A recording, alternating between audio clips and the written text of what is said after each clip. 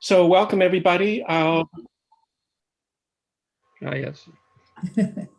Great. Welcome everybody. I'll open the June 24th meeting of the Tompkins County Council of Governments. And call the meeting to order. So on the agenda today, we'll have the review of the minutes, the report from County Administration. We'll hear from George and Liz on the water issues, but the clean water funding opportunities update from Liz. And then we'll have a discussion of ARP funding plans by the members. And then Riordan and Caitlin are offering a resolution recommending amendment to public officers law for public meetings. And then we'll have subcommittee reports. So does anybody have any other items for the agenda? Great. Mark, there's one other thing, because I got an email from Anna Callis's office about the bill she introduced to specifically authorize municipalities to offer public broadband. So they would just, if TCOG could just write a letter of support for that. Okay. So it's just to clarify it, because right now there's no prohibition in state law, but there's also no explicit permission. Okay, great. So I'll add that as a discussion item, Jason. Does that sound good? Thanks.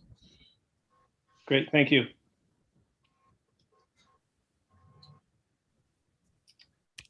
And with that, I will offer the minutes of April 22nd for any comments for Katrina.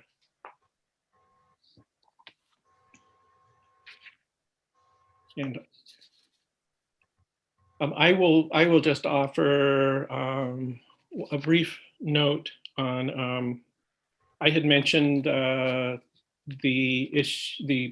watershed committee discussion of tying, encouraging residents to possibly put in retention ponds for management of stormwater, in combination with providing habitat for breeding salamanders. And I just wanted to make it clear. I just wanted to clarify that was the retention pond, that would be separate from the ditch. So it would be to hold water, stormwater before it reaches the ditch. So I don't know, I'll just offer that for possible clarification.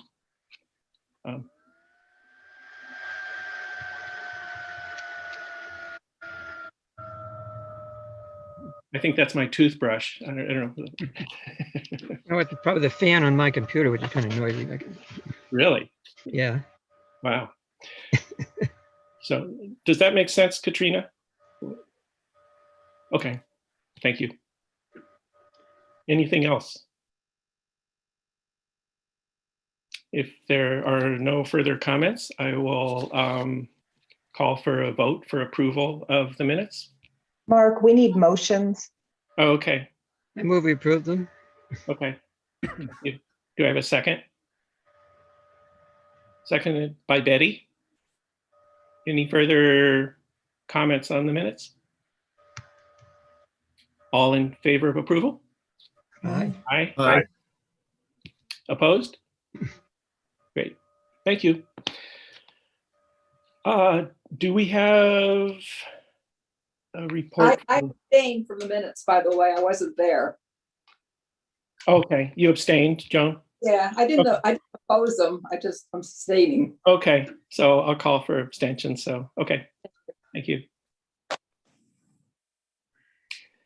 And so moving on, do we have a report from the county? Sure. I can provide one. Hi, everyone. Lisa Great. Holmes here from the county. Hi, Lisa. I can start with some COVID updates and then move into a little more reopening. So as of yesterday, our current COVID caseload was in the single digits, eight, caseload of 8, 3 hospitalizations. We had 67.5% of the total county population having received the first dose of the vaccine, and 75.1% of our 18 plus population having received their first dose. We have some upcoming clinics on June 29th at Caroline Elementary School. It's an 18 and over clinic with a Johnson & Johnson vaccine from 4 to 6 p.m. June 30th, Enfield Elementary School. There's a clinic for 18 and over Johnson & Johnson from 4 to 6 p.m. And July 1st, the Learning Web, it's a 12 and over clinic with the Pfizer vaccine from 2 to 4 p.m. There's going to be some changes in the near future to testing at the Cayuga Health Systems. The site at 412 North Tioga Street, the downtown site, will be closing the last day of testing. Oh, I have is June 2nd. Is that may be July 2nd. July 2nd. Yep. Got it. Okay, July 2nd. Thank you, Amy. The last Saturday of testing at the mass sampling site will be July 3rd, and the mass sampling site will be closed on July 5th in observance of July 4th holiday, ironically. We will resume the normal testing hours on July 6th. And those normal testing hours for the mass sampling site will be Monday through Friday, 8:30 a.m. to 4 p.m. And the testing will remain available there, as well as many local pharmacies and WellNow urgent care. And since the last time we spoke during the elected officials call, I know Amy and Dominic had sent out some of our guidance about how we were going to proceed with hybrid meetings and or in-person meetings. And since then, we've received confirmation today, and I just moments ago sent out an update to our legislature that in lifting the state of emergency and all of the executive orders, it also hastens the requirement to go back to in-person meetings as of tomorrow, June 25th. So we received that confirmation. And I'm happy to share with you the summary that we've just recently shared with our legislature. So therefore, in accordance with the open meetings law, all members of the body, in our case, the legislature, must meet in person, and meetings must be open to the public to attend if they choose. But beyond those requirements, we can continue to allow for the option for the public and or staff to attend meetings virtually. And we plan to do that, but that goes into effect as of tomorrow. I think that's all I've got. Thank you, Lisa. Wow. Any questions or follow-up for Lisa? I will just say I'm surprised to see the sudden lifting of the executive order. I thought it was extended through July 5th, and wow. Lifted That's what we were planning on as well. We were working toward that date, and then received that confirmation this afternoon. I'd like to thank the county for having given that guidance to us, because it was very helpful for my board when we met last night, and was embraced instantly. Let's do that. Great. Great. Any other questions for Lisa? Great. Thank you very much, Lisa. Thanks.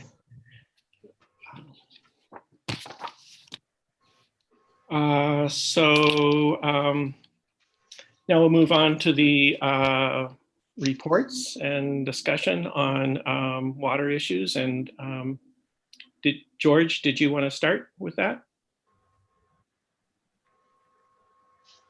You're muted, George.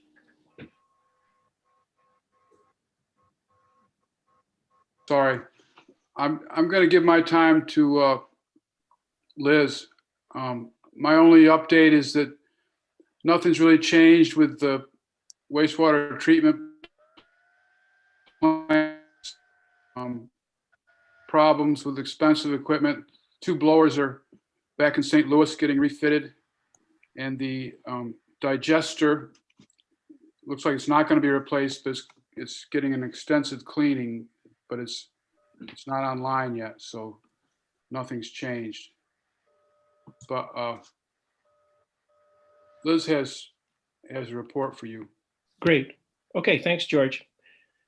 All right, so move on, and Liz, take it away. Yeah, so thank you. I know you guys have a lot on your plates, and Ronnie Hardaway and Mike Gallagher have already heard and seen a lot of this, so you guys can just go to sleep now. It's going to be kind of repetitive for you, but able to address this body, and thank you for the time. And so for those of you who don't know me, which is I think most everybody does, I was on the town board in Ulysses and served as supervisor for some of those years.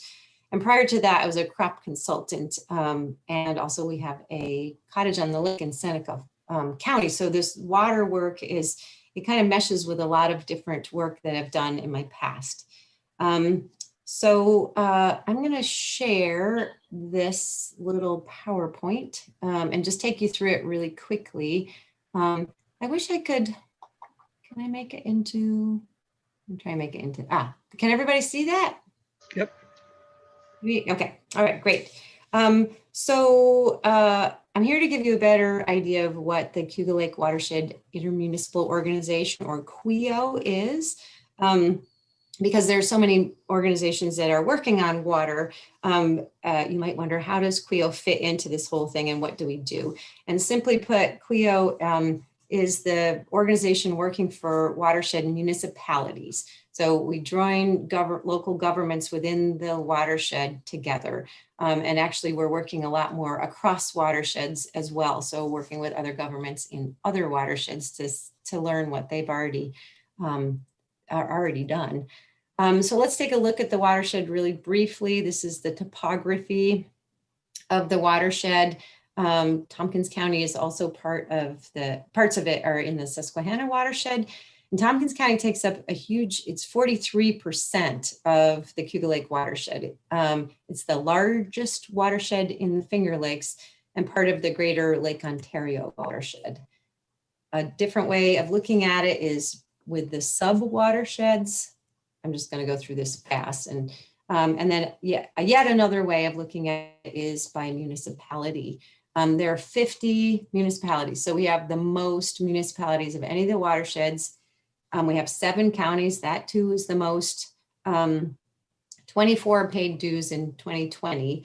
It was established in 1998 and staffed for about 3 or 4 years in the early 2000s.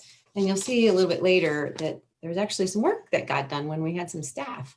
So we have several guiding documents that we work from. The first actually isn't up here, but it was developed in 2000. It was called the Watershed Characterization Report, and it focused on the data and physical characteristics of the lake, the land uses that were around the lake. It's really a rich document that's still very useful. And then using that, the CWIO came up with its first restoration and protection plan, which was then updated in 2017. And then the DEC released this harmful algal bloom action plan for Cayuga Lake in 2018. So those are the main documents that are both recognized by the state that we take our guidance from as far as what we're supposed to be doing. So let's look at the threats, and you know these. There's a nice gooey looking photo. Storm water events, increased runoff, bringing sedimentation, pollution, damage from flooding, economic losses, and health concerns. We've unfortunately are all quite familiar with these harmful algal blooms. Just a couple of the invasive species. We have more that are in the lake as well. So I'd like to focus on the solutions and then what CWIO is trying to do about it. What can we do to help here? First of all is prevent pollution at its source. So we need to take action on key projects and know what needs to be done. We know what needs to be done, but it's getting it done is a challenge. And we do have soil and water, that wisdom of soil and water conservation district offices, but they are, for the most part, or maybe I should say 100% understaffed, and most of their time is taken up with ag. So while they would like to help us more, they just can't. We also work with the Community Science Institute and the Hugo Lake Watershed Network, which is our sister organization that is made up of many volunteers.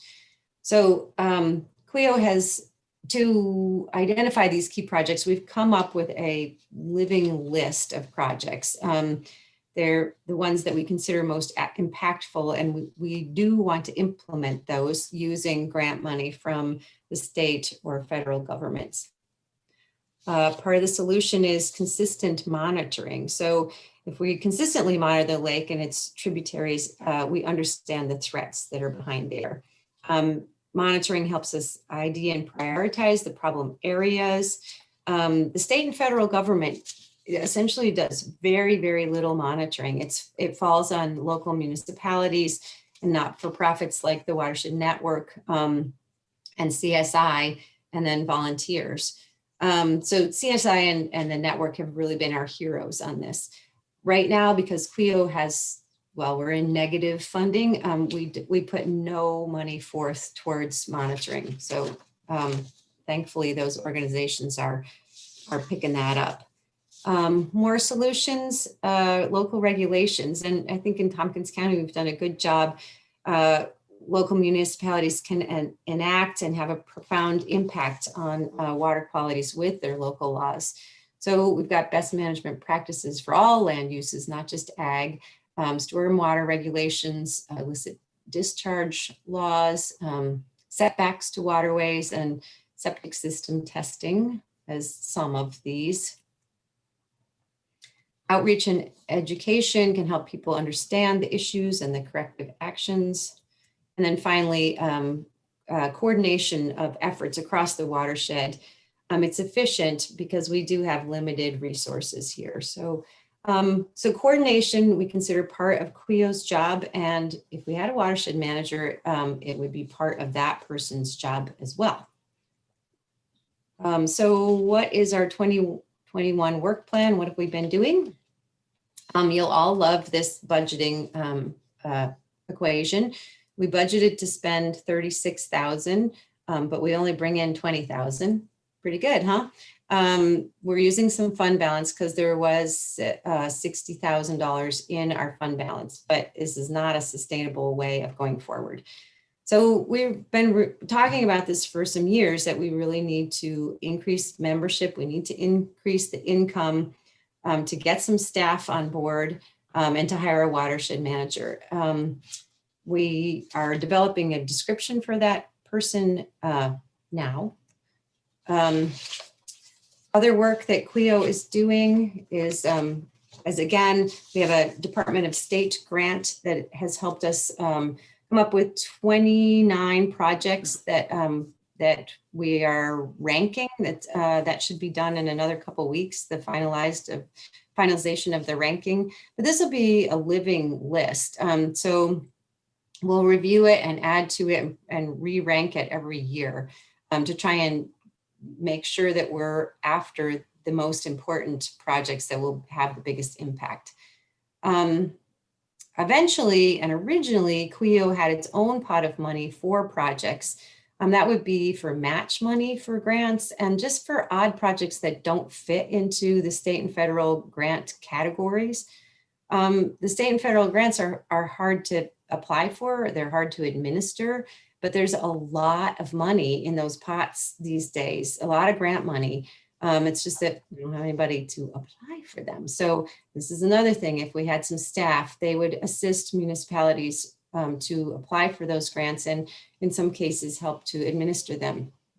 And because we're sort of restarting the QIO, we kind of jumped over our prioritization process, and we just wanted to get some projects underway. So we do have a little bit of time of the Seneca Lake watershed manager. His name is Ian Smith, and he is putting in a grant on ditches. So I heard you, Mark, talking about ditches earlier to come up with an assessment tool for the Seneca that would be applicable to Seneca and Cayuga Lake. So he's been great.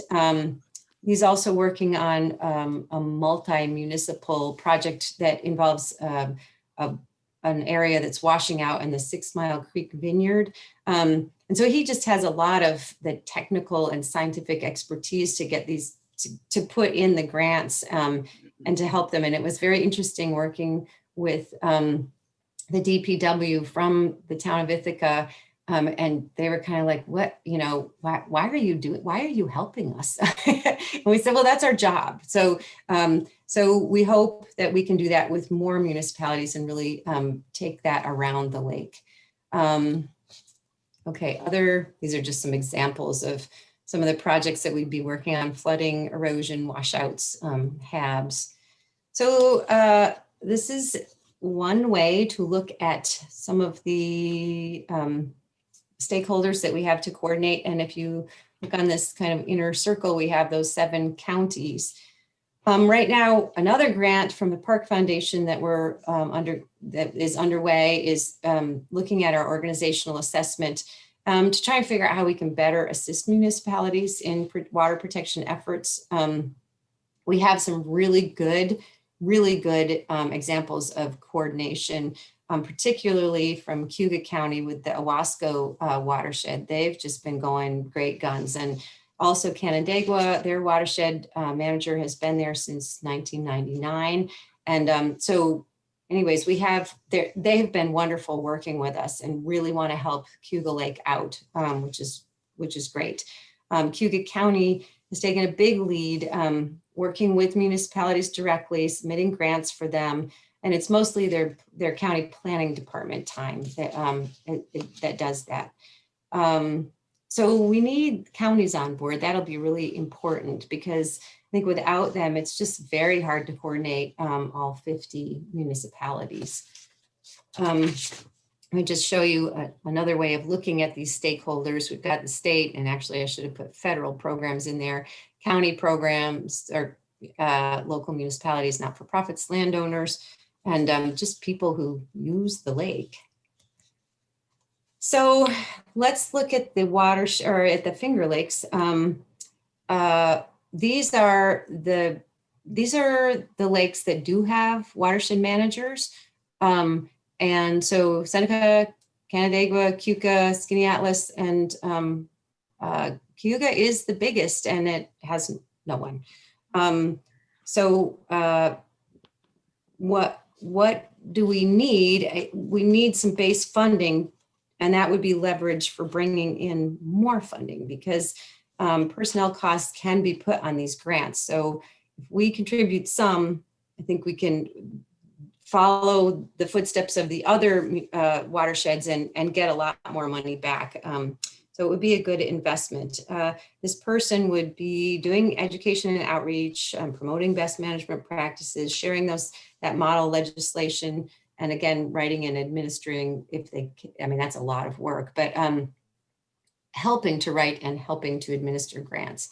So I think that, we've been discussing this a lot and saying, well, is this justified? And by law, as local governments, local governments are to protect the health, safety, and welfare of their residents. And so we feel like this is a justified taxable effort or ask anyways. Let's look at some of the projects that were done when there was a watershed manager, and some of these were finished later on because we were finishing up the grant, but essentially the person who was hired during these years.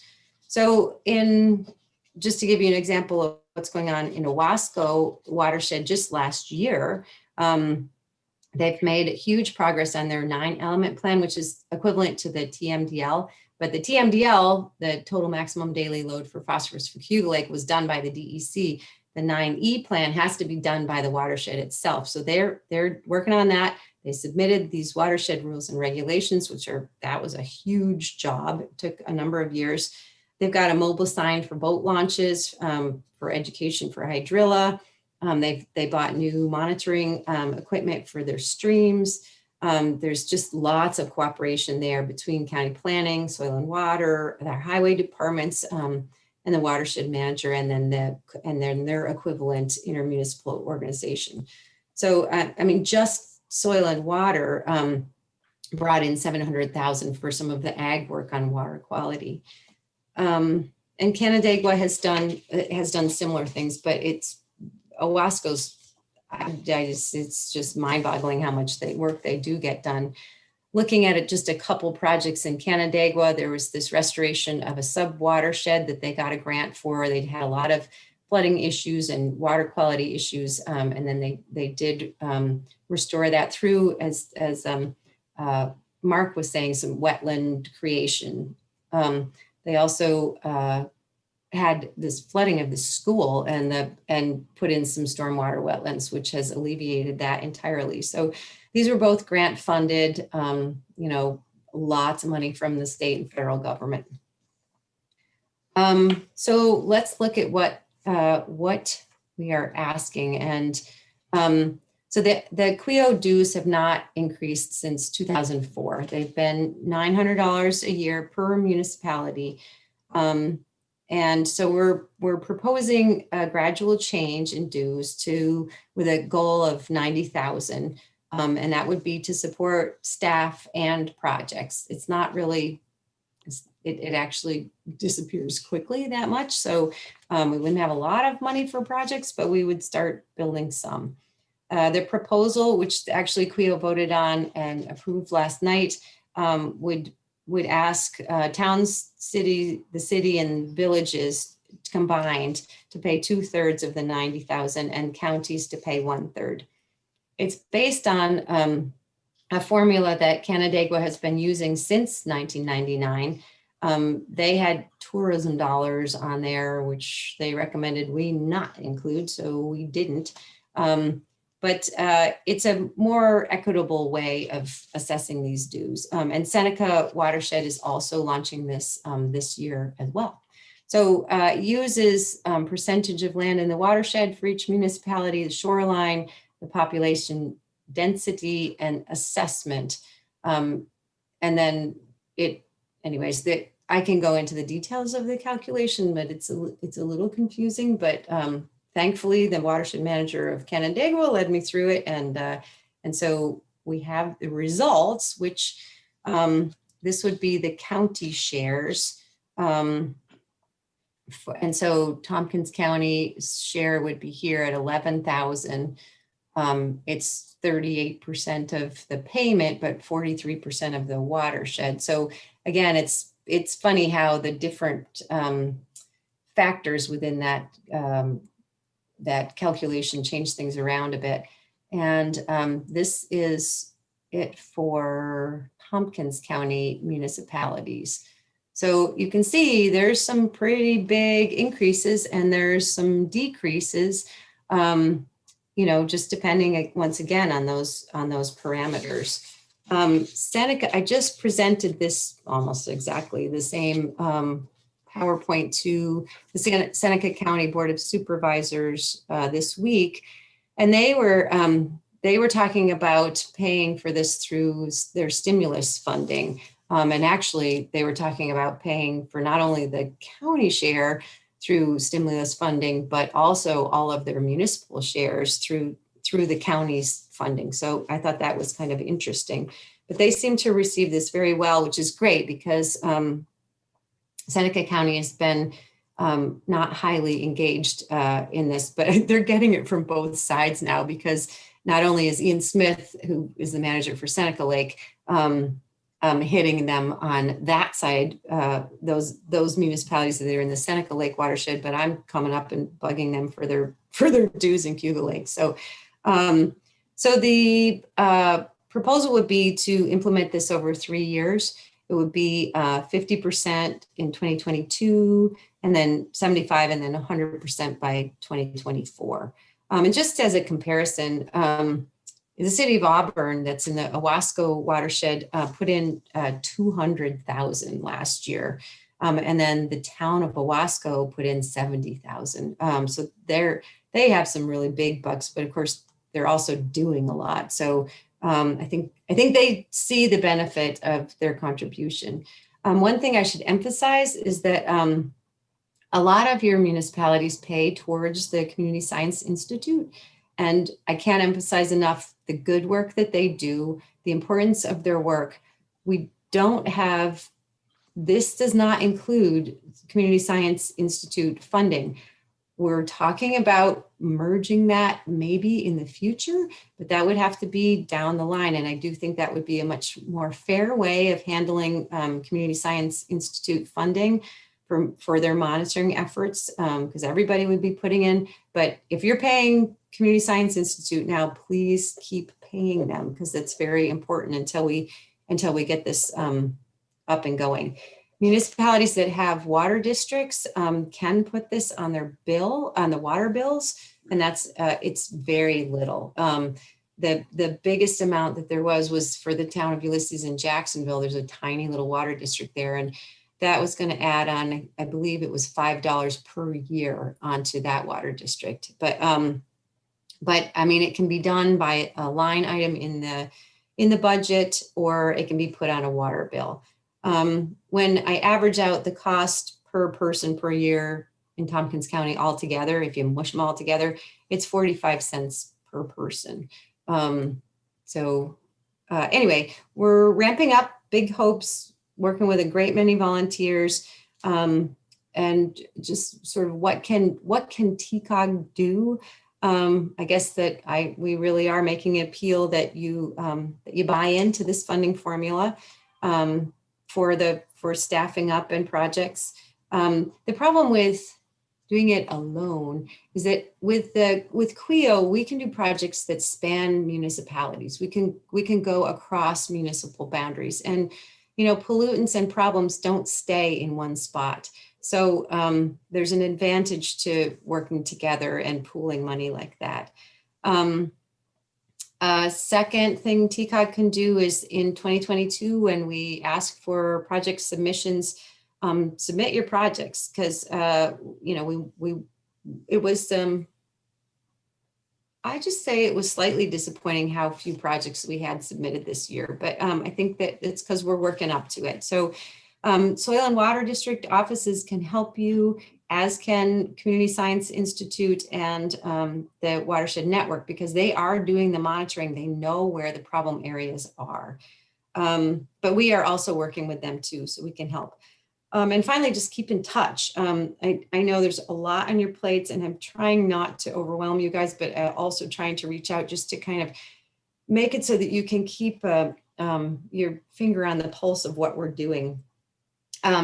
Every municipality is a member of CWEO, whether you pay your dues or not. So you have a representative come if you're interested. It's open to the public, of course. But if you want to be a voting member, then the dues need to be paid. I'm happy to answer questions. Also happy to make this presentation or something like this to your board.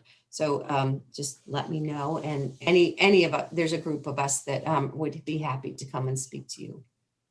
Great. Thank you, Liz. Thanks so much. Yeah. Questions for Liz?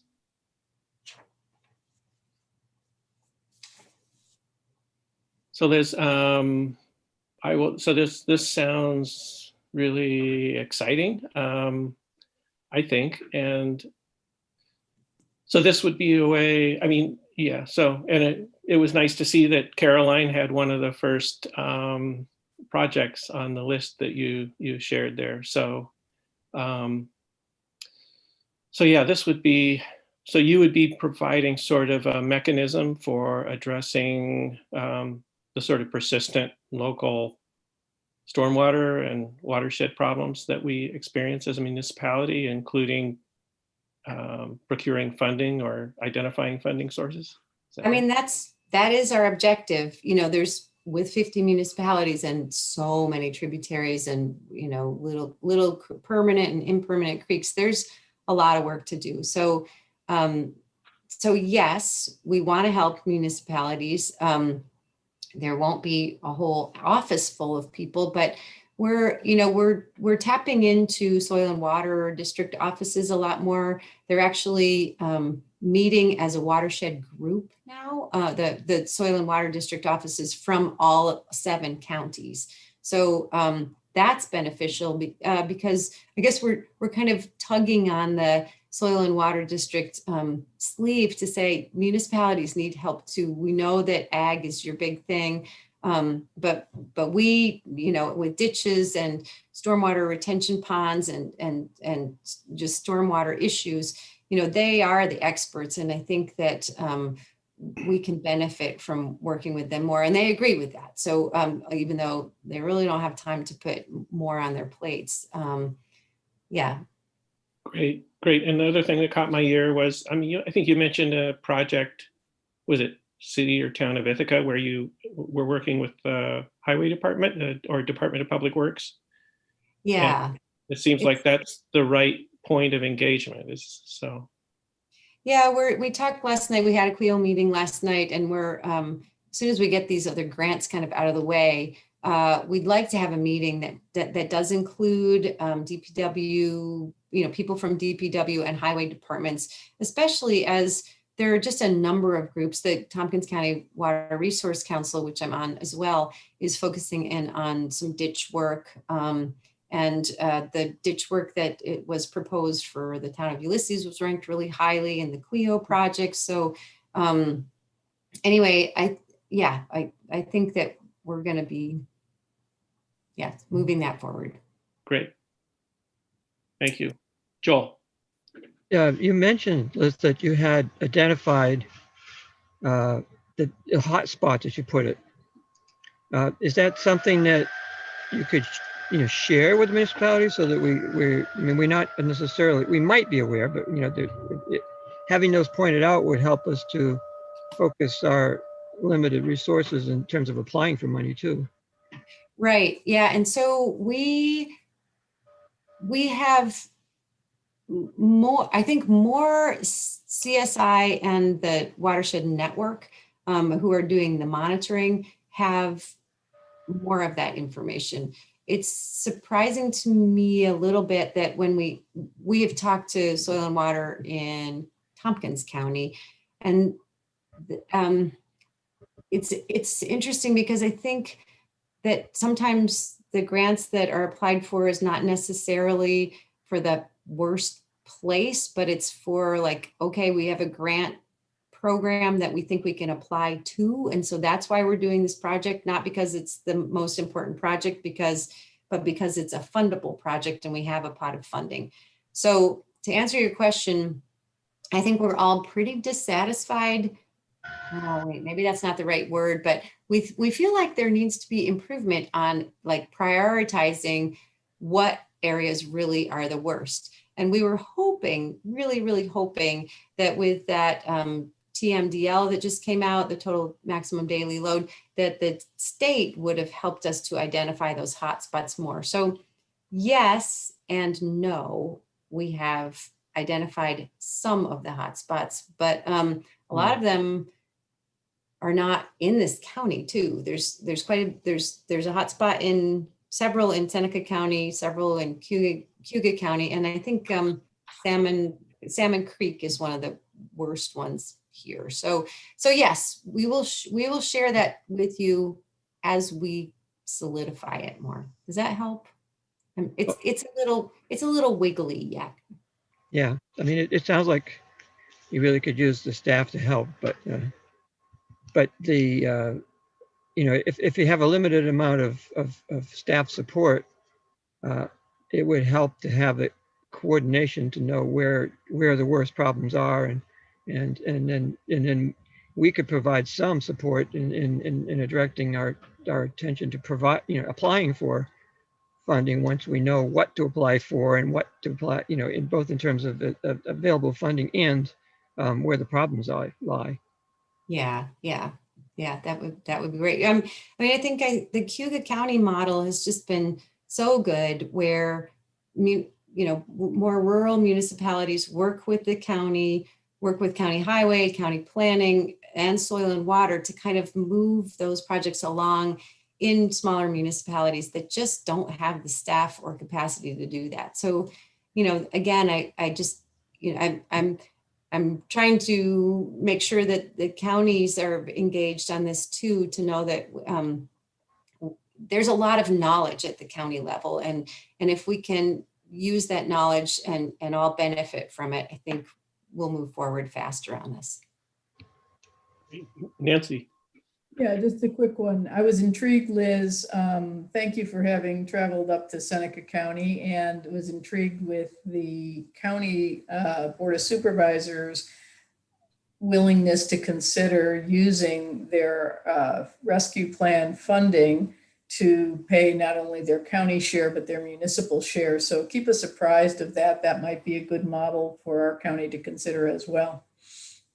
Yeah, I don't know exactly what the stimulus funding looks like now, but if there is some money, that the water quality issues, I mean, I think everybody's understanding water quality is a problem now because of this HABs situation that we have. So, there's a lot of support at this point politically to have somebody working on it. And it's surprising to me when I talk to people along the lake who just live there, they're like, well, who's working on this? And I don't know what to say, because we're not very well coordinated yet. So I can't say, hey, call that guy, he'll help you out. Or, I just don't have anybody to rely on. It's just this sort of disparate group of people who all have a lot of knowledge, but are not, it's knowledge within their own municipality. Mm-hmm. Great. Anyone else? Okay. Well, thanks so much, Liz. Can I just say one more thing, that we owe Certainly. a big thank you to all of you for letting me be on here. But the town of Ithaca has been our administrative center for many years, and they do a lot of work for Cuyo already. And Rod, thank you for doing that. I really appreciate it. So, all right, great. Thanks, everybody. Excellent. Nice to see Thank your you very much. faces. And I do have 2 grandchildren here, so I may skip out pretty soon. Great. Thank you, Liz. George, let's see. Did you have a comment, George? I just said thank you, Liz. Oh, okay. Great. All right. Is there anything, I mean, should I stay on I can stay on, my sister's here, but if you would like me to, I'm certainly able to. I'll leave it up to you, Liz. So, Okay. yeah, All right. great. I'll just- Thanks so much. We're talking about American Rescue Plan funding next, so who knows, maybe that'll be relevant. Okay, so with that, I will open the discussion for the American Rescue Plan funding. So anybody want to start that off? Sure. Can you hear me okay? Yes, yeah, go ahead, Jason. So we're going to be using majority, probably much for broadband project. There'll be some that goes towards making up for lost revenue. Because we're trying to get our municipal broadband contracts. Jason, you're cutting, and it is a little difficult to hear you, so, or to catch it all. Did we just lose you? Oh, There you yeah. go. Yeah, I don't think I'm back. So, yeah, I'm driving. We're heading out on vacation. So Dan's probably pick up and drop off. But we're going to be using both feed our broadband project. We're using it as we pledge a bunch of it as a match for because we're really looking for customers up by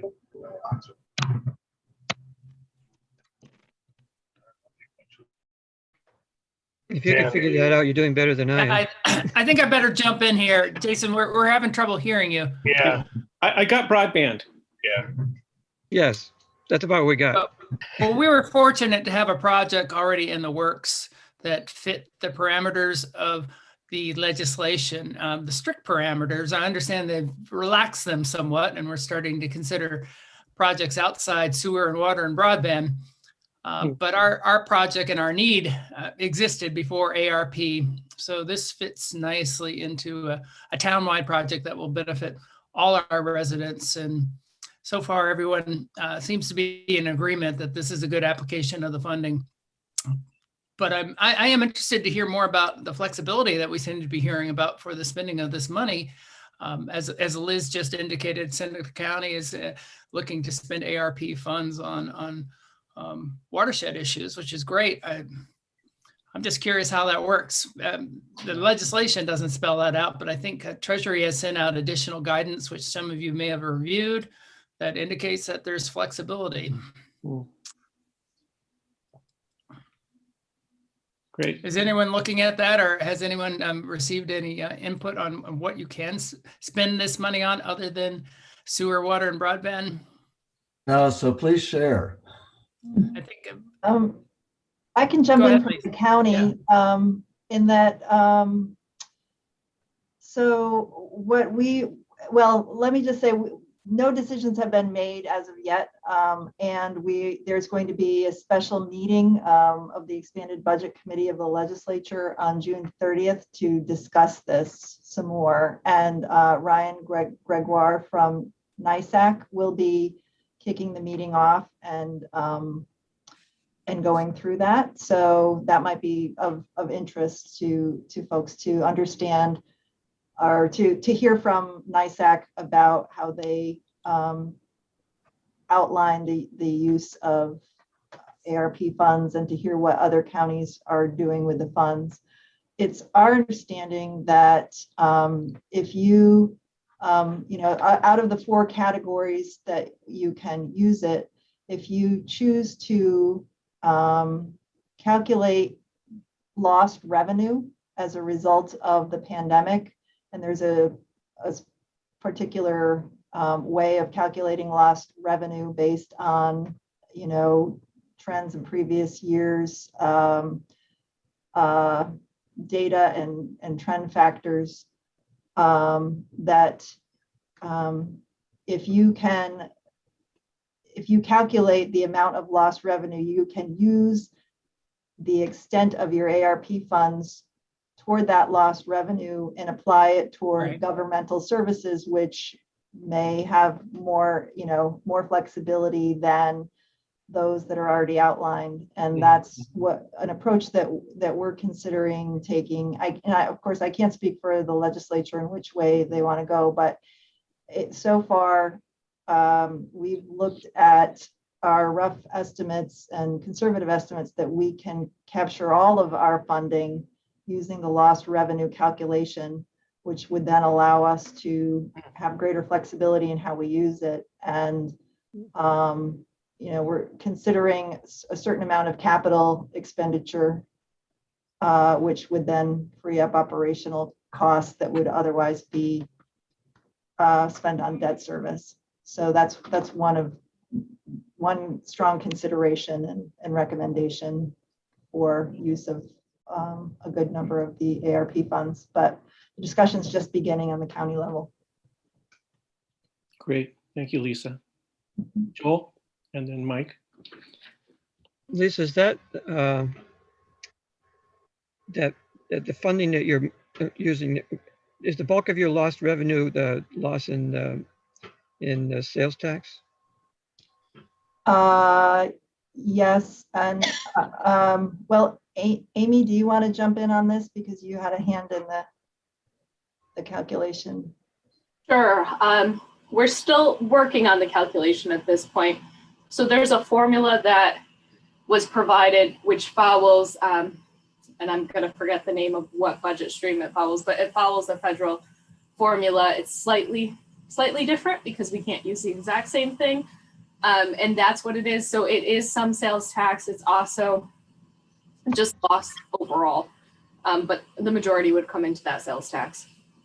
The reason I'm asking is because for those of us who don't include sales tax in our budget, we're kind of at a loss for where we can come up with lost revenue as being a significant portion of the amount that would be eligible to otherwise access. I guess it's kind of handy that the county's got all this sales tax money that it didn't get. You can tap into it and use it that way. True. Great. Mike, go ahead, Mike. I heard one of the things I sat in a couple of days ago, and it sort of went along the line that Lisa was saying. Any revenue that you lost that you were going to take from this money, you could do whatever you wanted with. But anything that's not replacing lost revenue, you have to follow the 4 things or 3 things that you have to stay in. You can't go out of that. So if you have a lot of money, and it sounds like you'll have a lot of sales tax, then you have a lot more flexibility than somebody that doesn't. Otherwise, you have to stay with the water and the internet and the sewer, et cetera. So it'll be interesting if they make it a little more flexible. But that's the only flexibility I've heard so far. But that was only one meeting, and they didn't go into great detail. But that was my understanding. Great, thank you. Yeah, I guess, I mean, I'll just, Joel, go ahead, please. Well, the one other thing that was mentioned when we were talking about this a couple of days ago was the ability to help out other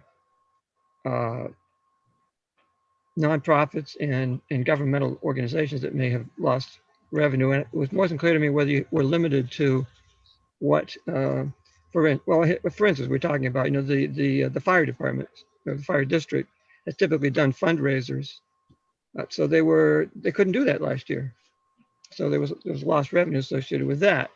But it also wasn't clear whether you could count last year because there's something about, you couldn't do anything that occurred before March of this year, which is not helpful at all. But if we're not constrained to give money away, so to speak, to NGOs and other governmental organizations, one way of doing it, even though we couldn't spend it ourselves, would be to transfer some of those funds to like the fire district, who could use it, and then it's that much less that the taxpayers have to come up with, even if it doesn't directly benefit the municipality, our town budget.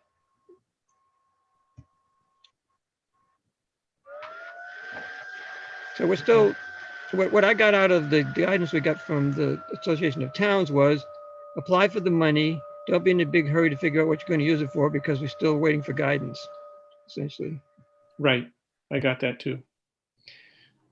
And I also, so for all the reasons that have been discussed, the thing that is staring me in the face is broadband. So I'm hoping that, we haven't had a board discussion yet about it, and that one we need to do soon. But I'm hoping that the study that's being done by the county now will perhaps set the stage for use of the money to support broadband infrastructure in Caroline and throughout the county. So. Yeah, and we, in the most recent guidance, it does reaffirm the fact that a municipality can transfer funds to a special district. And so the town of Ulysses is just, we haven't really even as a full board had this discussion, but some of us are thinking about water districts, and some of the guidance I'm looking for, you know, as I plow through this, or if we hear from AOT, is our map plans and reports to help, you know, plan a water district, or to explore the feasibility. Is that an allowable use? And AOT had said they thought it would be. I don't think we will have enough money to think about actually creating, you know, the construction of a water district, but the study might be helpful as we plan ahead. And we do have a water district that we've been doing some water quality improvement.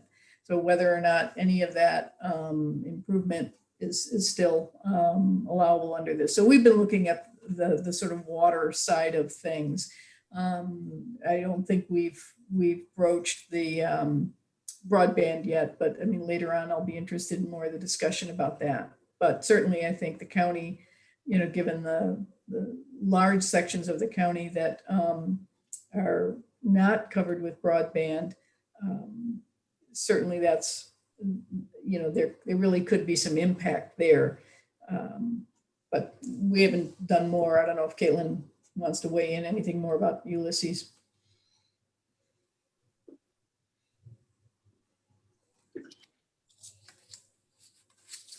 So. Caitlin or anyone else? Mark, if I may. Sure. I just wanted to make sure everyone's aware that the FAQ document that is on the ARPA funding page was updated yesterday. So some of those things that you were talking about, Nancy, are mentioned there, probably not as specific as any of us would like. Yeah. That's still getting updated, and the comment period, I believe, is still open. I think last I looked, there was like 176 comments. So feel free. We've been encouraged to continue to put comments and questions into that as much as possible. Thanks, Amy. Yeah, I did get it. I'm just starting to plow my way through it. Great. Thank you, Amy. Anyone else? Dan, go ahead. Yeah, I think that document is great. I've been looking at it myself. So a lot of the issues that we've been discussing here today are addressed in that FAQ. But I did want to circle back with Lisa Holmes. So the county's soliciting public input on how to spend the ARP funding. What is your projection of lost revenue that you can direct to these budget requests, these funding requests that might come to the county? So I think maybe they're two separate questions. So in terms of the projection of the lost revenue that the county can project to draw down, we can draw down all of our funds based on our lost revenue calculation, we believe. So the 19.8 million, we believe we can cover all of that with lost revenue, still subject to some fact checking and double checking on our part. Then in terms of the community survey, it's the public input. We will be tabulating that and sharing it with the legislature on the 30th, and see, you know, it's going to be one of many pieces of information that they have that they will be considering on prioritization for these funds. So I don't know if they'll be able to make a determination, you know, we're going to spend this percentage on community needs or broadband or capital or what have you. But I think that they're wanting to gather as much information about community needs and as possible.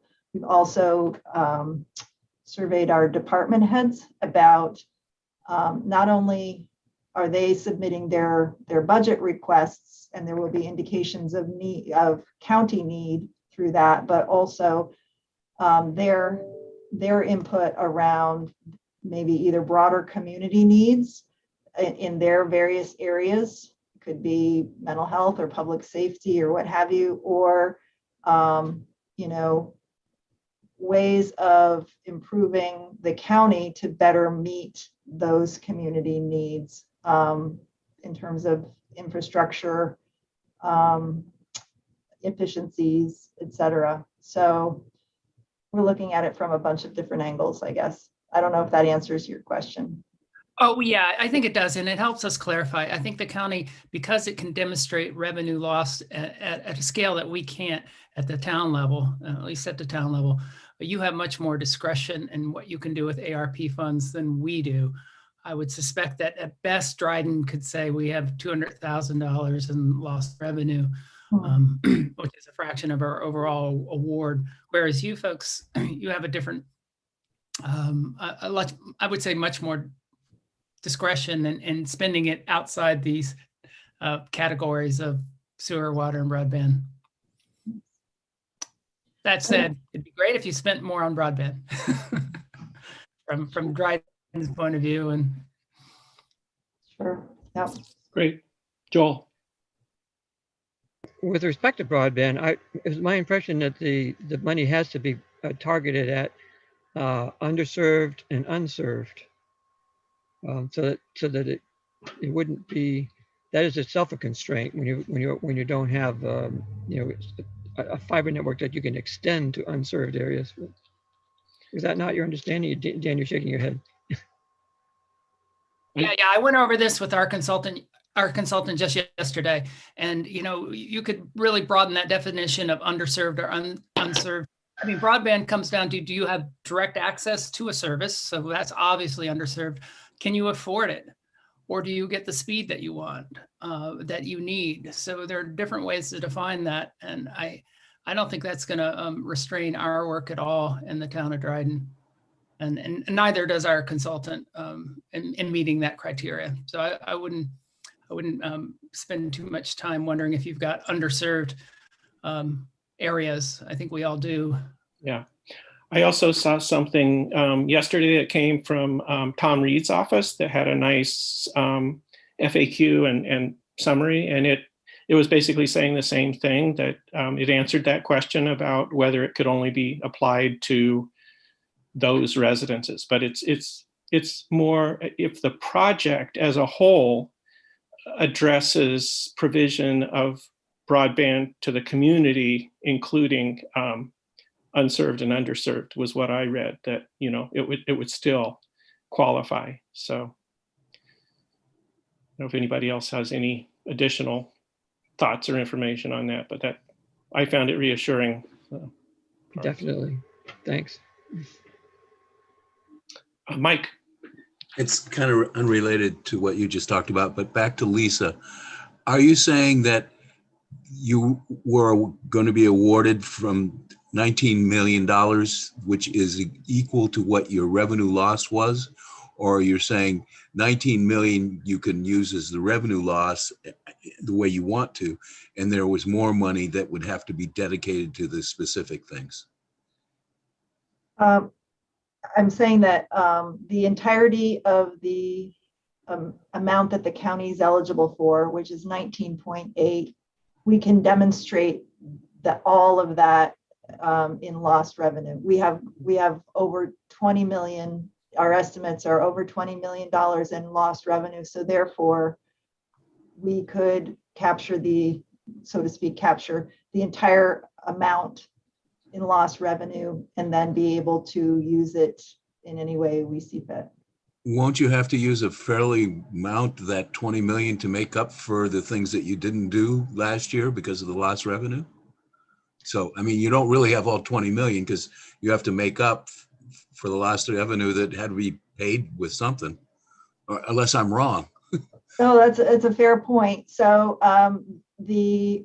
once you demonstrate that you've lost that amount of revenue, that opens the door to be able to use it in many different ways. So we could choose to use it toward the services or the staffing that we lost last year, or we could choose to use it toward capital needs or other governmental services, which is broadly defined. Okay, thank you. Mm-hmm. Great. Okay. Lisa, Gordon. could you share the formula you used with us in terms of how you came up with your revenue loss? Sure. And again, I'm looking at Amy. It was based on the formula that was sent out. Yeah. Guidance, So but we're happy to share. Because I think the non-entitlement unit guidance is a little bit different than the guidance you have. So I think being able to see how you might have worked the formula might be helpful for us. Yeah, we're gonna hone it a little bit more for the June 30th. So I'd like to share it when we get to that point so you can see how it exactly applies, because there's actually two different factors that you can use this formula. And so I wanna make sure that I give you the one that we're actually using. And we'll be meeting with finance on Monday to make sure that we're there. So it'll be next week before we get that to you. Okay, great. Ronnie, did you have a comment? Yes, I just noticed that Government Finance Officers Association it has developed a beta tested revenue replacement calculator based off this revenue calculation. I don't know if it would help people. I just found it. I haven't started through it. It's in a spreadsheet, and I will put that link within the chat for this meeting, and people can start looking at it and see if it's useful to them. It's got a lot of details, but it might give you some additional guidance on this calculation. Great, thank you. Anyone else? We should probably, we could probably go on for a couple more hours trying to figure this out, but Lisa. I just wanted to mention too, we, a previous committee meeting today, the legislature and myself, we were discussing how important it is to know and understand what our fellow municipalities are doing and using funds for, so that we aren't duplicating efforts, or that we can, if there are cases where we can work together to maximize investments and efforts. So I'm really glad that this was on the agenda today, and hope that we can continue the conversations and discussions. And as soon as we as a county have some more direction or information about our plans, happy to share, and hope we can continue talking about it. Mark, if I could just chime in for a sec, it's Kate from Cornell. We of course have Diane Miller, who is our federal government relations director. And I know she would be happy to attend a future meeting, or if she can be of service helping people figure this out, just let me know and I'll put folks in contact. But we could see, I think you have your next meeting is August. So is that correct? The next TCOG meeting is August. Yes, that's right. So if you wanted to consider that, just let me know. Great, thank you, Kate. Rod? Mark, I just want to point out for some folks that those of us who are NEUs, we still don't really know how much we're getting. So it's a little different from the entitlement communities. Yeah, and I think everybody knows this, but we have a July 9th deadline for filing some paperwork that everybody should be aware of. It's not too onerous, but it is something to take care of. So, Rod? I just saw in the chat box, some people don't know what an NEU is. It's just a non-entitlement community. So we don't get, what's the easiest way to make the distinction?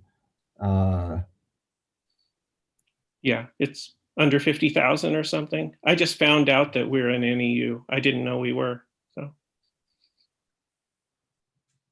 But it's okay with me, I guess. Great. Thanks, everybody. To be continued, I'm sure. So, all right, let's move on to the resolution. And Rorden or Caitlin, would you like to move this resolution? Mark, before you do that, sure. Caitlin is listed in your participant list just as an attendee, not a participant. So she hasn't been able to comment, I don't think. Oh, okay. Are you there now, Caitlin? I just came on. Can you hear me now? I switched on to Zoom. I was on the phone before as an attendee, so I'm here. Great. Okay, sorry. Okay, we're all set. Sorry. Cool, great. Glad you're here. And I just, would you like to move the resolution? You or Rorden like to move the resolution forward? I'll defer to Rorden since he's the real member and I'm just kind of hanging on. So I'll defer to Rorden on that. Okay. Sure, Mark. I will move the resolution as presented. Okay. Great. And I'll second that. Seconded by Nancy. So I'll open it for discussion, comments. I'll just add one thing, Mark. I just got an email. I'm assuming everyone else did too, but just got an email a few minutes ago from NICOM about the ending of the state of emergency and the associated executive orders. But it appears that there is legislation that NICOM drafted, which is in committee in the Assembly and the Senate, and there's an associated bill number for each. I looked them up, and there's really no language. It's just it essentially says that the draft legislation would allow public bodies to conduct meetings via video conference technology, as long as the public is given certain opportunities to view the video conference. So there's really no language to it, but it is actually in committee. So I think maybe it might not be necessary, but we could consider adding a few words to the last resolve as to who we might be forwarding this resolution to. We could add those specific committees to the last resolve, just so that they see that this thing that is sitting on somebody's desk is actually has interest from municipalities.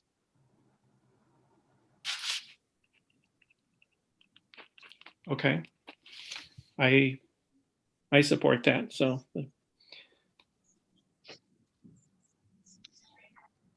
any other thoughts or questions? This actually is more urgent than I thought it would be. So, but I hope it will be addressed very soon. I think it's important. On that point, the legislature's recessed, right? So when would it? What's as soon as it could be taken up? I don't know. September, October, I think. Any other thoughts, Bob? I have a question on this. I thought that the original intent was to allow maybe one or two board members to meet remotely, as long as the public body itself convened at a central location where the public could attend. The way I read this resolution, a town board, if it chose, could meet remotely, permanently, with all members meeting remotely. In other words, continuing forever, like we've been going for the past 15 months or so. And I get pushback from my constituents in Enfield. They say, we want to get back to public meetings. We don't want to meet by Zoom forever. But this resolution, if it were adopted as state law, would allow that, would it not? Yeah, the thought process, Bob, behind leaving that piece out was, number one, not to over prescribe to the legislature what they should do in terms of amending Public Officers Law 103. I think when my experience has been, at least in observation, when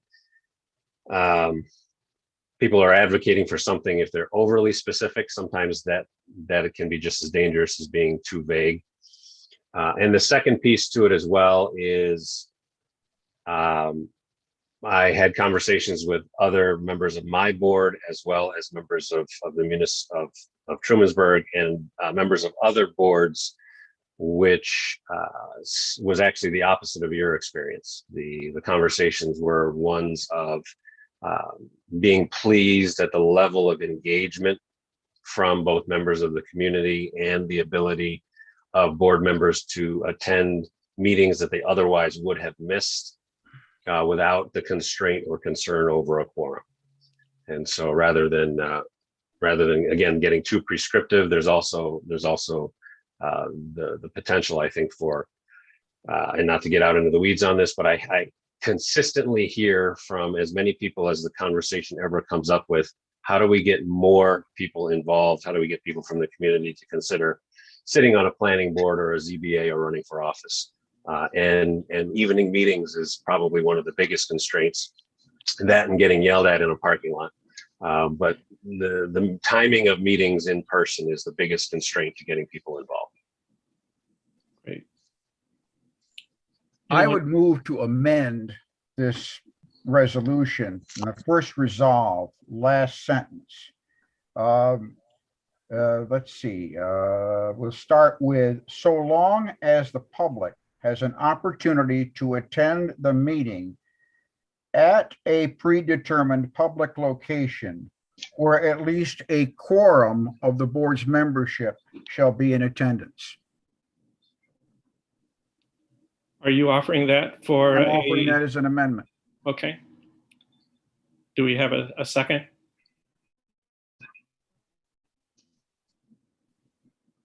George, second. Further discussion? And The thing I'll say in support of that is that would keep a public body meeting at a central location, but would still allow one or two, or as long as it wasn't a quorum, of board members to meet remotely based on extenuating circumstances. And that's a compromise I could agree to. Okay. Yeah, I would just add, just again to play devil's advocate, that I think that I like in-person meetings, but I also like flexibility. And I think that the flexibility of any board to be able to hold meetings as long as they're properly noticed and as long as the public can attend, however the meeting is being conducted, gives, and I'm also thinking about the Health Consortium, I'm thinking about several committees on the Health Consortium, I'm thinking about this body. You help Who's that? Can you use my phone? So I'm thinking again about the Health Consortium, various committees there, thinking about this body, the flexibility that comes with not being required to have an in-person quorum far outweighs any concerns in my mind. I mean, let's face it, if a town or village board started holding all of their meetings remotely without necessity, that would seem like an easy election issue for me. And so the residents do get to choose who they want to sit on their boards. And if the residents of a particular community insist on in-person meetings, then they should vote Hey, Ryan, we'll find you something, those okay? representatives accordingly. Text up rest area 1 mile. Great. Okay, any further discussion? As I think Jason had his hand up. Is that right? Yeah, I wouldn't have been able to attend this meeting if it was part of it. So, and also somebody that I have another full-time job too, to be able to attend by Zoom or whatever video conference method. It's like the sewer plant and water plant and transportation council meetings, etc. It makes it much easier. Then we actually did 2 hybrid meetings this month in Dryden. And at the regular business meeting, we had 2 members of the public in person and 1 reporter, and there were 15 people on Zoom. So, and we had advertised it as a hybrid meeting. And actually, none of the people who were clamoring for an in-person meeting showed up. So that's our experience. Okay. Thanks, Jason. George? Yeah, I agree that flexibility is valuable. And there are certain aspects of doing meetings on Zoom that are attractive.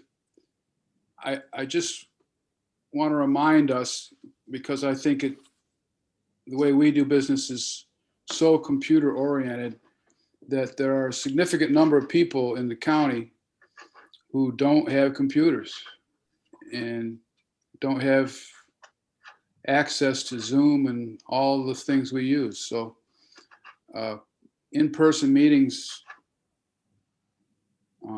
have a place.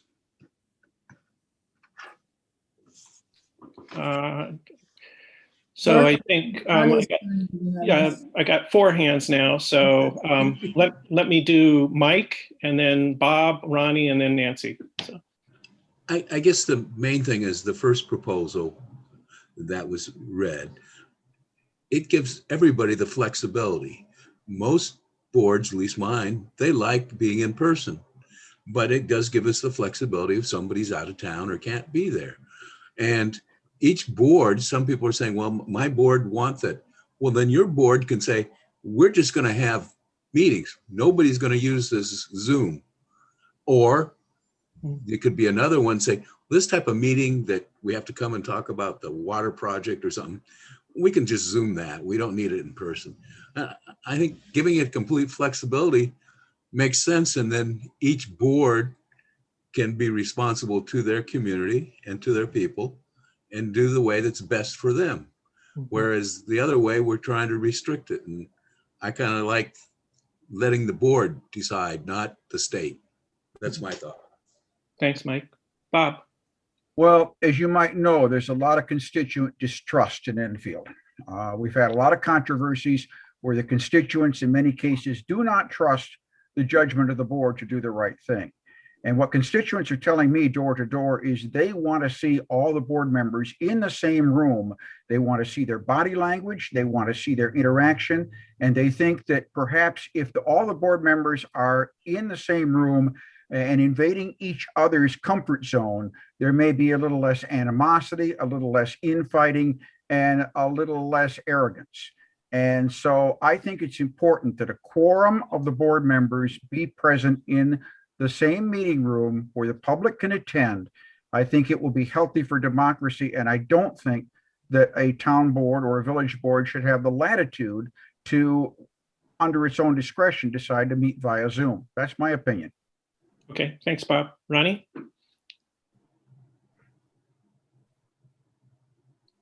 You're muted. Yeah. Thanks, Mark. I have to reinforce what Riordan said earlier. I have received many comments from various constituents and participants in meetings that they really like Zoom. Just as not everyone has the technology to join remotely, there is also a very large segment of our society that cannot attend in person because they're a young couple perhaps, and they have children. And in order for them to participate, they would have to hire a babysitter and then come to the meeting. And this not only prevents them from providing public input at public hearings, but it also prevents them from supporting our village in subcommittees or committees or subcommittees, because this rule applies to those also. And I've seen a lot more participation and a lot more volunteerism to support committees. So I think the flexibility is there. And if a particular community has a large constituency that does not trust their board members outside of a physical room, they can decide that they do not want to use the remote technology. But I think that the option and flexibility should be available to all of the communities and their committees and subcommittees. Okay, thank you. Nancy. Yeah, I certainly support the flexibility and community choice. I just wanted to speak more specifically to the language of the first resolve. I think the emphasis is and was intended to be that the current law says that if an elected official were to participate remotely, which is allowed, that the meeting location, meaning their home address, or if they were on vacation but still trying to keep up actively, that location would need to be posted with the meeting notice, and that members of the public would be free to join me in my living room if I'm homesick and don't want to contaminate my fellow members of the board and public, but want to participate in the meeting. And I think that's, in some ways, was a very narrow phrasing in the existing law that this resolve is trying to strike. I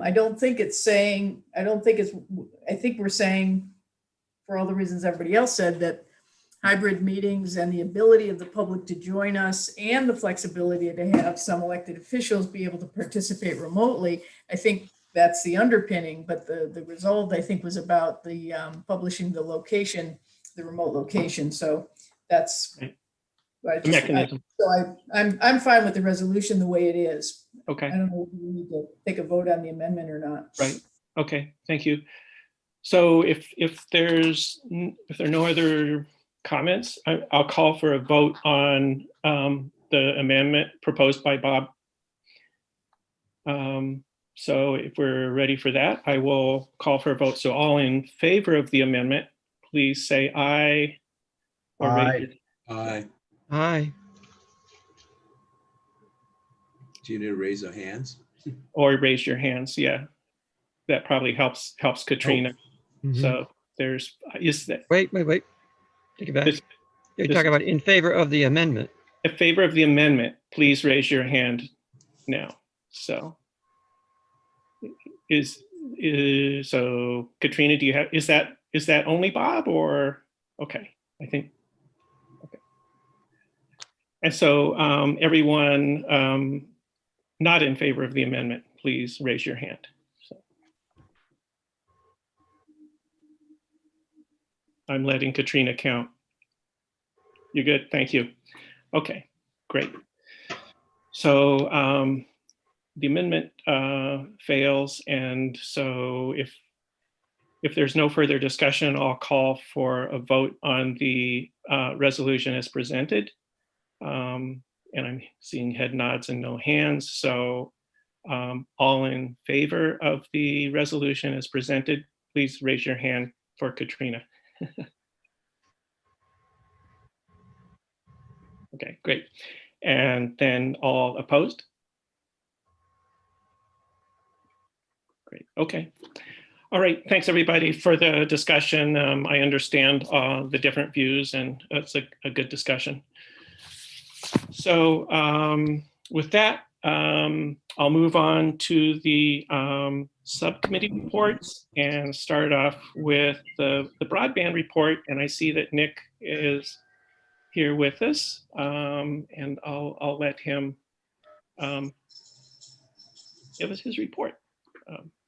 Great. You there, Nick? Yeah, I'm here. Great. Thanks, Mark. Sure.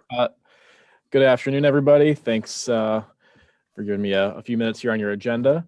I am going to just share a few of the slides from our recent deliverable that we received from Fujitsu, which is the consultant who's been working on the county broadband study. This is the first of 4 deliverables components of this study. This is the market assessment, and if I have the permissions, I'm just going to go ahead and jump right in and add this screen. Great.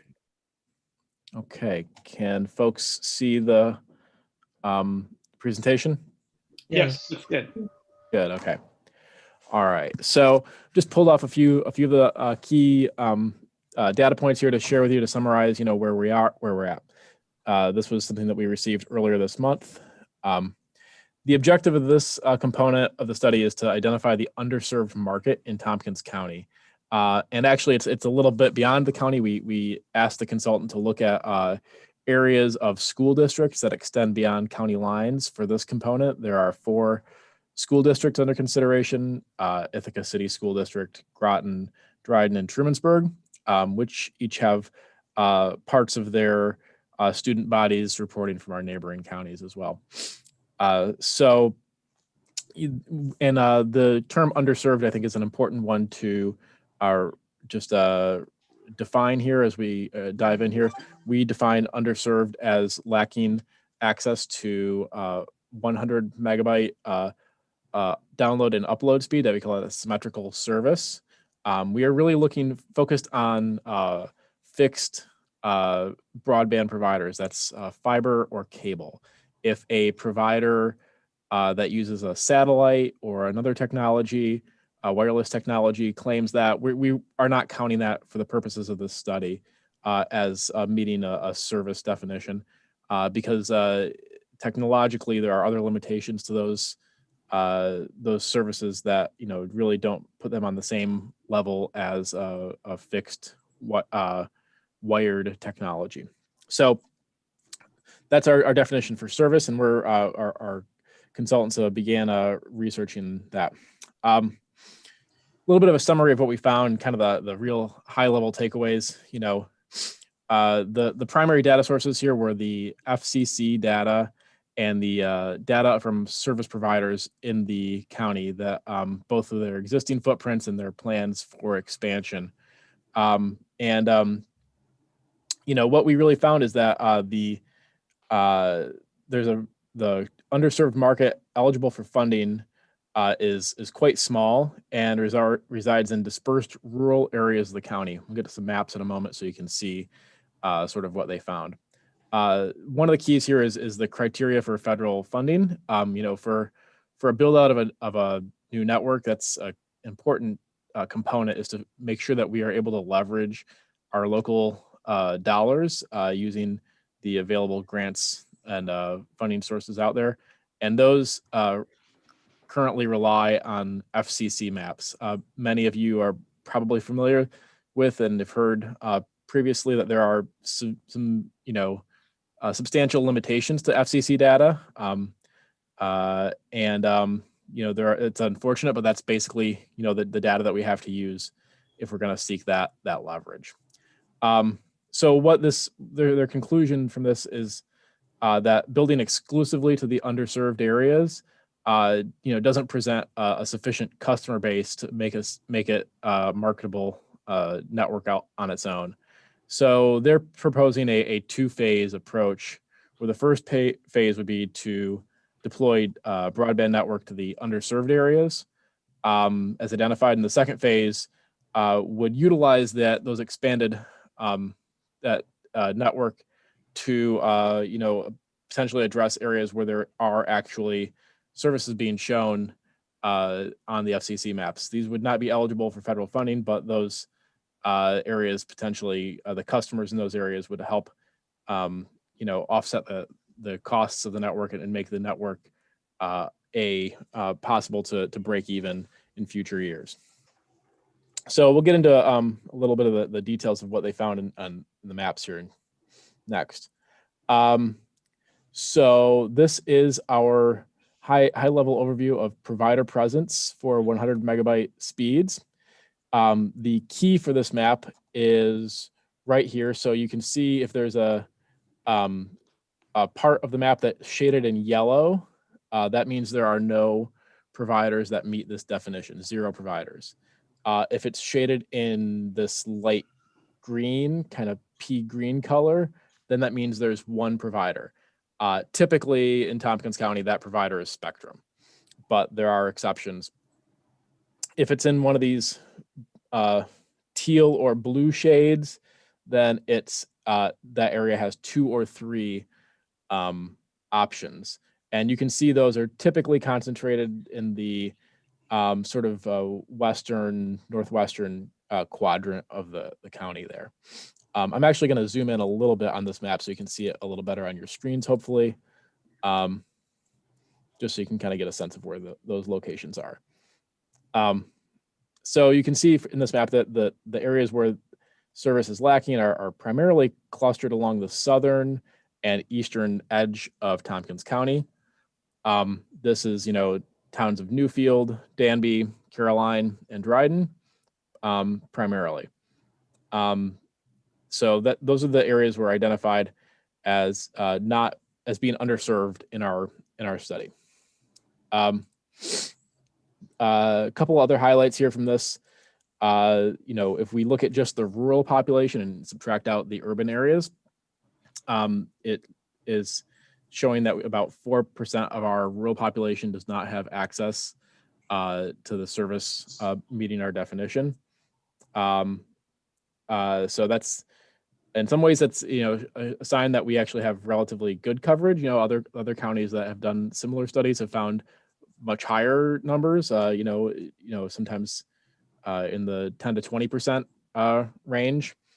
So that's something to be aware of. That said, this does not count if somebody is, you know, not have access to internet because they have not, you know, there may be a line that passes by their house, but there's a very high fee to extend it to their actual home, you know, from the road.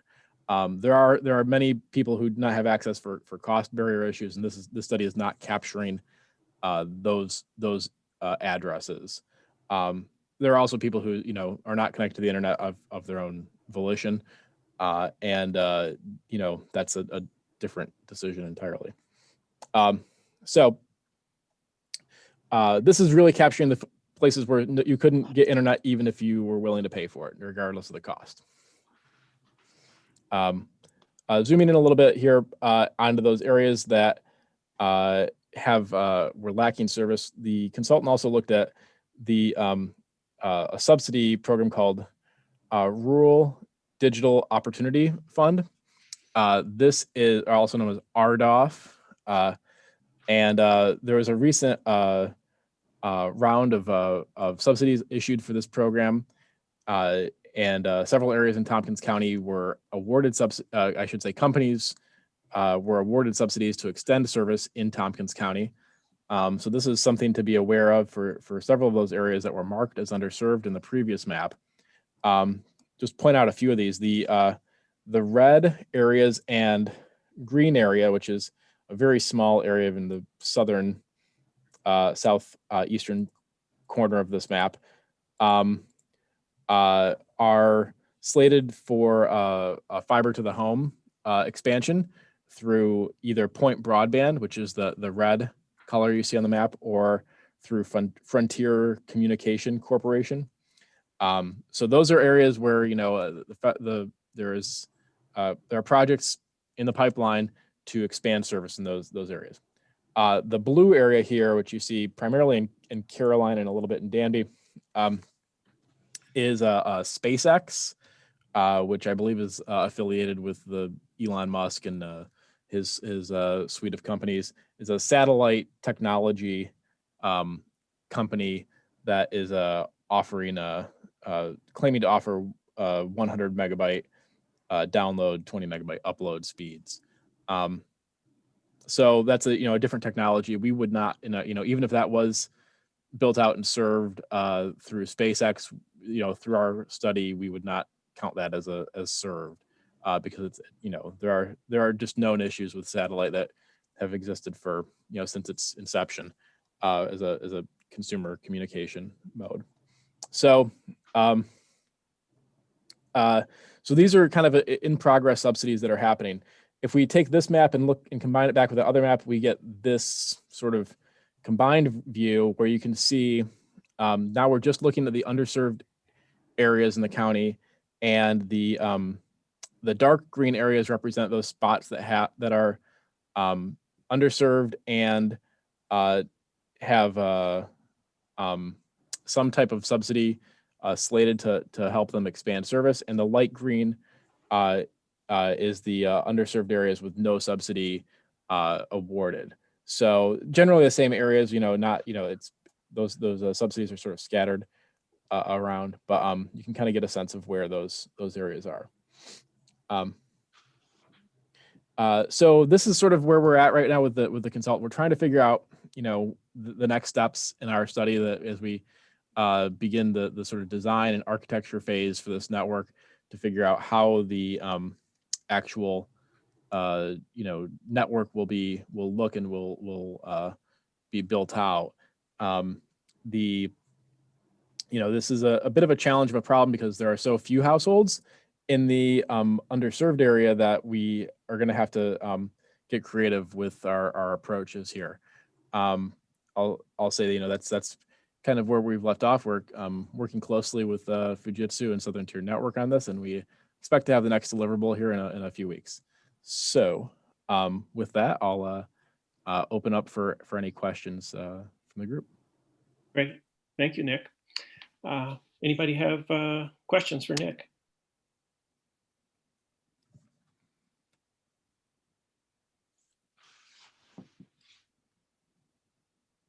And if any, I've yes, got yes, yeah. one quick one. I just want to be clear with all of the discussion there's been about what is proprietary and what is not, what needs to stay confidential. I just want to double check with Nick. Is what you just shared and that what had been sent as slide deck to our members and also to me, can we share what you just shared, or do we need to keep this? Anything I'm sharing at this point with this group is public. You're allowed to share it. Okay, thanks. I just want to clarify. Yeah, appreciate it. Good.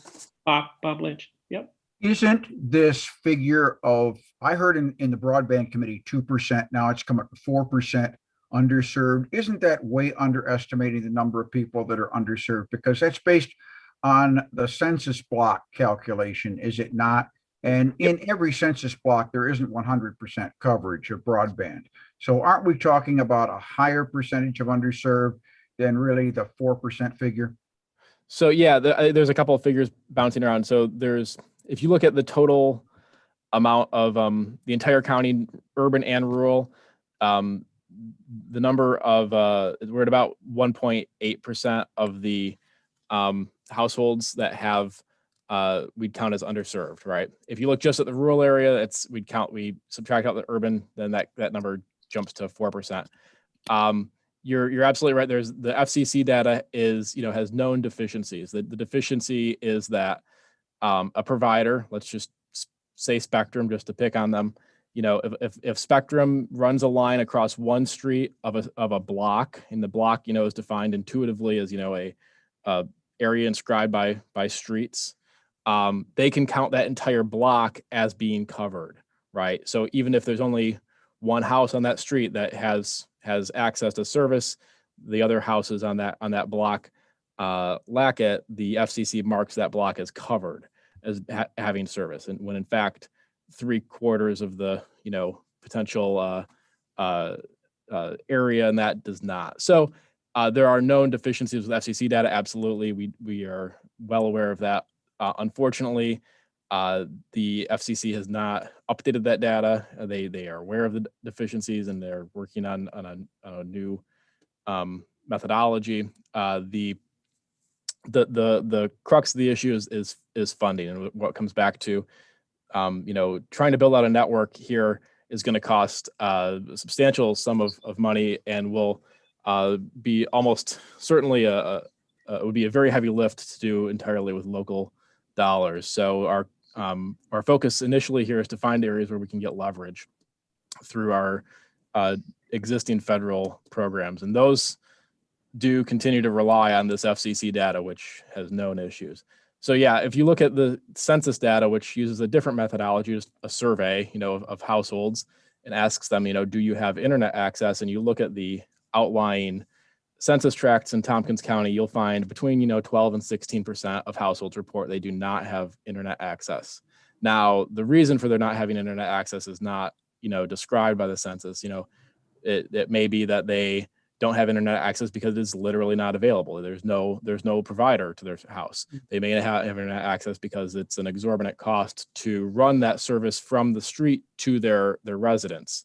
They may not have internet access because they don't want it. If you look even at downtown Ithaca, where there is abundant cable network laid, there are homes that do not have access there. So it's a mix of reasons for folks that are not connected right now. And great. But a follow-up question to that is that at least 2 towns are doing supplemental consultant studies where they are having a consultant go out and actually check road by road, house by house in some instances to determine where does the cables run and where does it not. However, the people from Fujitsu at the broadband committee meeting said they didn't want to wait for all of those studies to be returned and the results to be tabulated. So where do we stand? Should the towns go do these studies or should they not? We are not instructing or recommending the towns to on their decision with that. If they would like that level of data for their own utility, they're welcome to get it. And we will use it and compare it to what we have found from our data that we've gathered from the providers. Mike, I have a couple hands, but I think Mike Ellinger has his blue Zoom hand up. I wanted to see if he had a question. Thanks, Mark. Yeah, Nick, what I'm hearing you say is that these areas that are in green have sparse housing, so it's going to be a challenge to get internet providers there. And I think what that translates into that there's not enough of a customer base to make it financially feasible for an internet company to invest in that area. Is that right? Yeah, that's it in a nutshell. That's a good way of encapsulating it.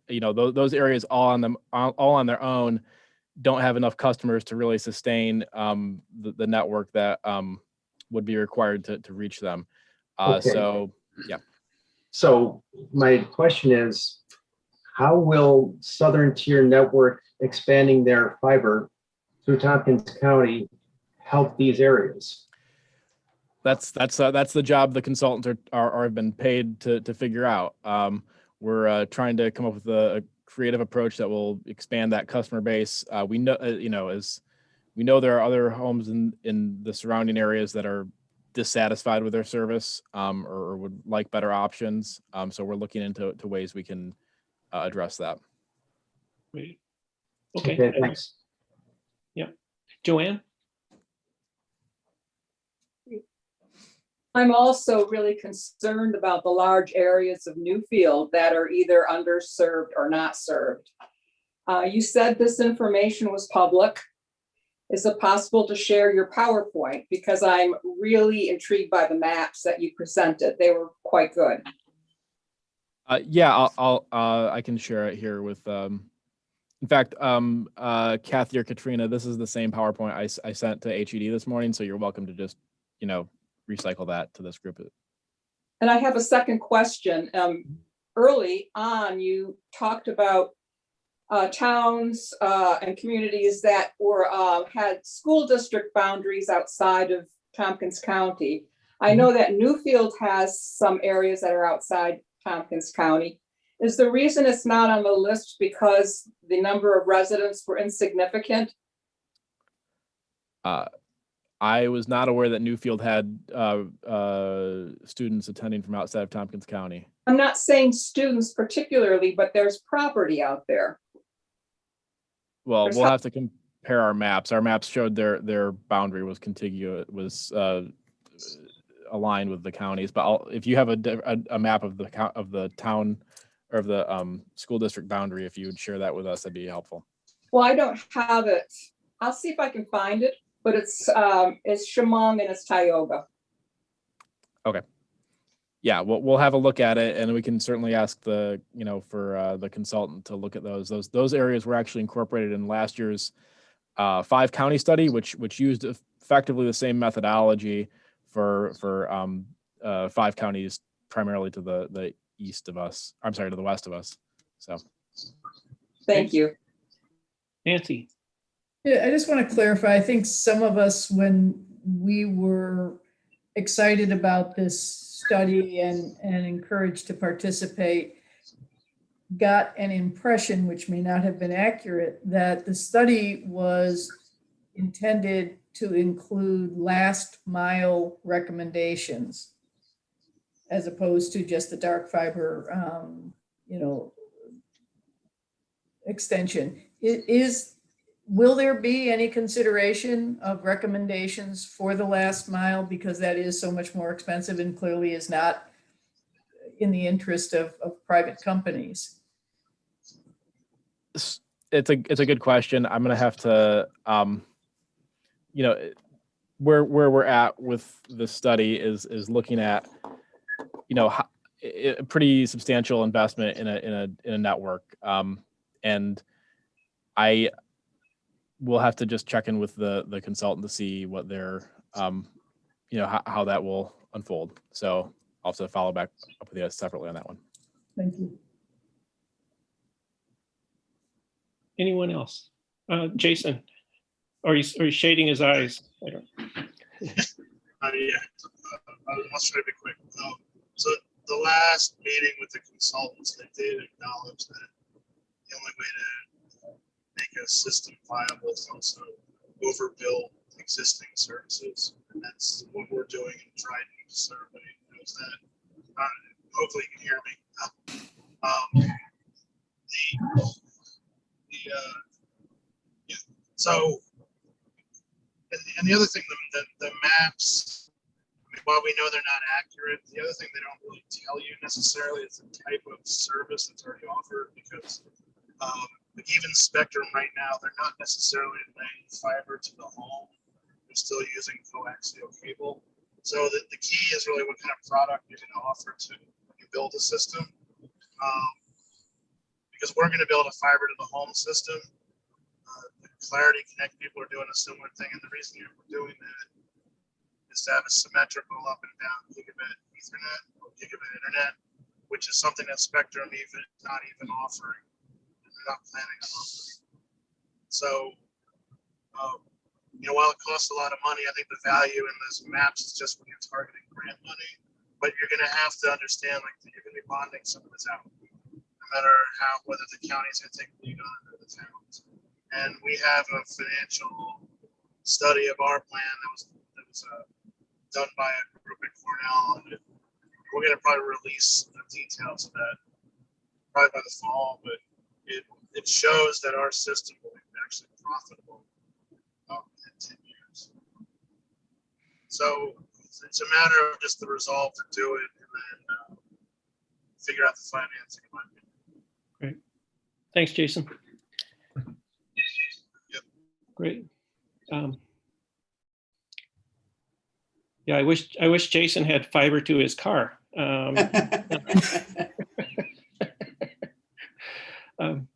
Any final thoughts on that? We should move on. It's almost 5 o'clock, but okay, great. Well, Nick, thanks so much for giving us that good update and certainly the questions. Yeah. Yeah. Thank you all. Have a good evening.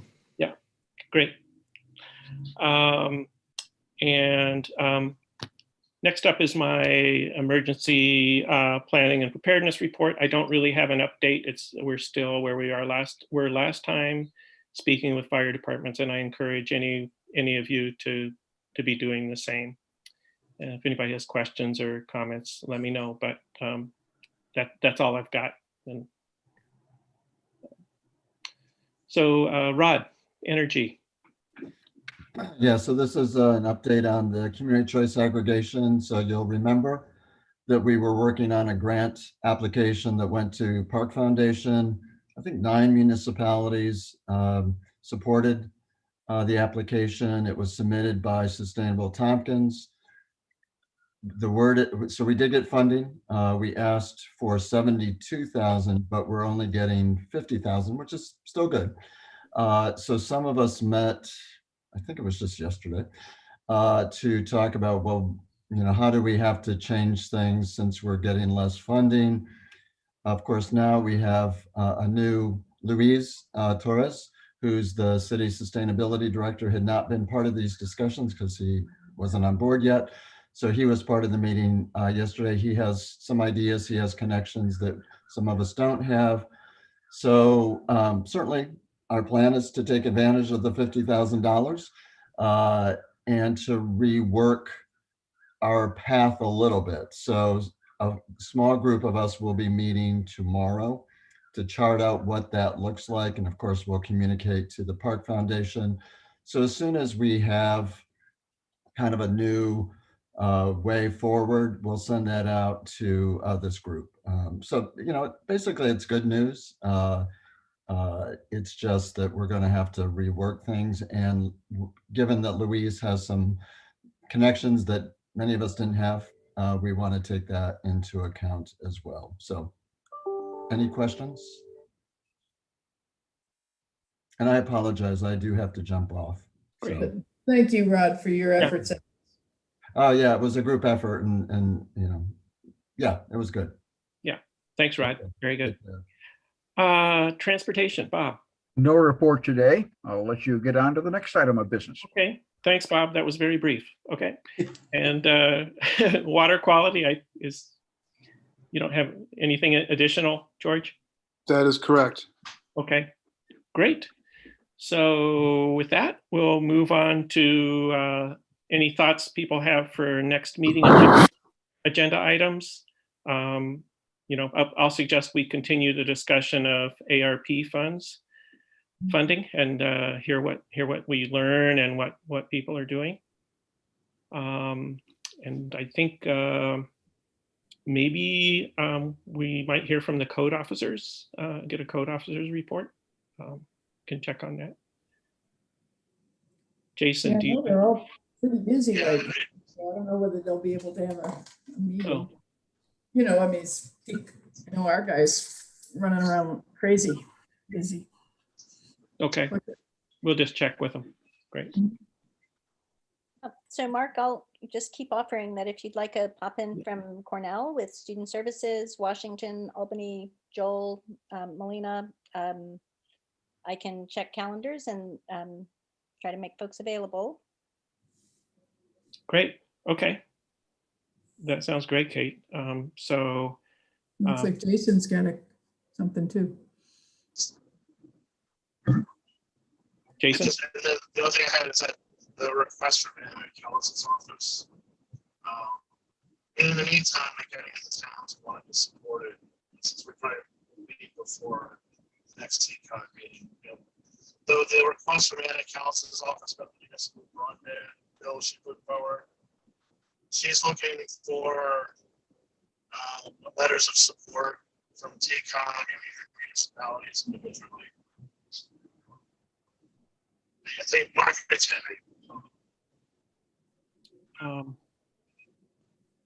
so did I hear letters of support from TCOG?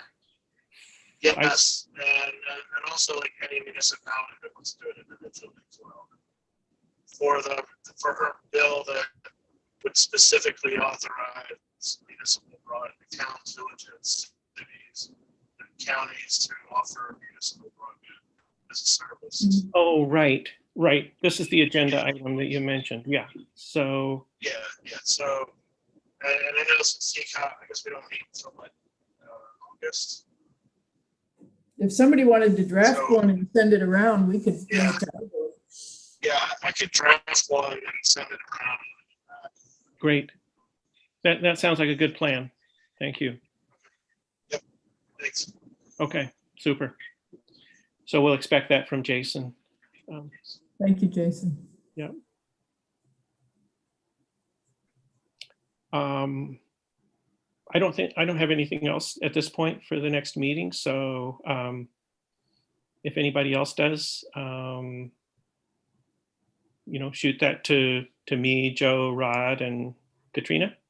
Maybe Mark, we should take Kate up on her offer, because we'll be meeting in a couple of months. That'll be right before Cornell will be resuming school, and there may be some updates that would be very helpful to know about how classes, vaccinations, the whole. Right. Okay. I agree with that. So So with that, you're muted, Kate. I unfroze my video, but not my mute. Let's see, I will check calendars and I reach out to you, Katrina, Mark, and Rod. Is that right? Joe Wetmore is the other picture. Yeah. And so Okay. and that's August 26th. Yeah. August 26th at 3 to 4:30, ostensibly. Ostensibly. One would think, yes. Yeah, well, you had a lot to talk about today. It was very interesting. Yeah, good. Okay, thanks so much, Kate. That's good. Any other thoughts before we adjourn? For me. Great. Okay. Thanks so much, everybody, for the good discussion, and we'll see you in 2 months, probably before. So, Okay. great. Thanks. Bye-bye. Okay, and I'll call the meeting.